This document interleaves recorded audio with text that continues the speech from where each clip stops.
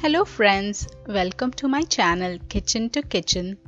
Today we are going to see a very popular halwa recipe and I have made it with some mango flavor. Hope you like it. Let's look at the ingredients. We need about half a cup of semolina, 1/3 cup of sugar, 1/4 cup of clarified butter, and this is little solid, so as it melts it's going to increase. Half a cup of mango pulp, and it's just a store-bought can. 1 teaspoon of cardamom powder, some saffron strands, and I've taken the 1.5 cups of milk, that is ratio is 3 times the semolina. Add sugar to the milk and also add some saffron strands.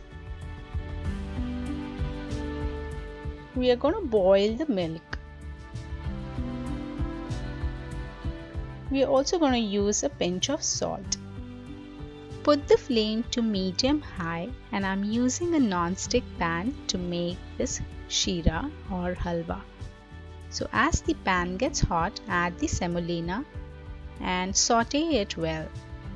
We are going to dry roast the semolina for about 5 to 6 minutes on a medium flame. So, keep tossing in between like that, and you'll notice that slowly the color changes. Now add the clarified butter. Mix well.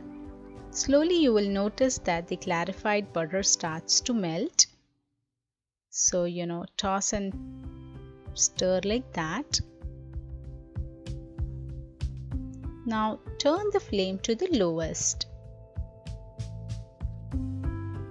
Add some raisins if you like. Mix well, let all those raisins fry well, so turn the flame back to medium-low and keep tossing for about 2 to 3 minutes. You'll notice that the raisins will puff up. Keep this on the other gas and now turn the flame to medium-high to boil the milk. Give it a mix. It will take about 5 to 7 minutes. Now it's done. We are going to mix milk with the semolina mixture. So notice that the bubbles will start to come up, so be very careful as you add the milk to semolina. Remember that our flame is on medium low, so give it a mix. The bubbles will keep coming up, and that's okay. So just toss it like that, and we are now going to cover it and cook it for about 6 to 8 minutes. So much that all that liquid kind of evaporates. Now it's been cooking for about 8 minutes on a medium-low flame.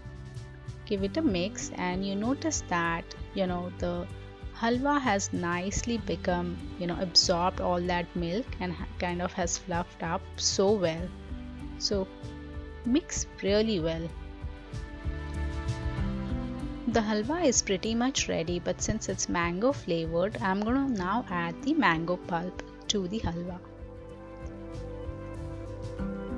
Look at that beautiful orange color that the mango pulp gives to the halwa. So, take your time and give it a good mix. Make sure all that pulp is really immersed in the halwa. Now add the pinch of salt and a teaspoon of cardamom powder. This will give a nice aroma and nice flavor to the halwa. Again, give it a good mix. The halwa is ready. You notice that it did not stick to the spoon at all, so it's really cooked well and nicely fluffed up, exactly how you want it. Now go ahead and serve it hot. If you liked today's recipe, please don't forget to like, subscribe and comment. Thank you.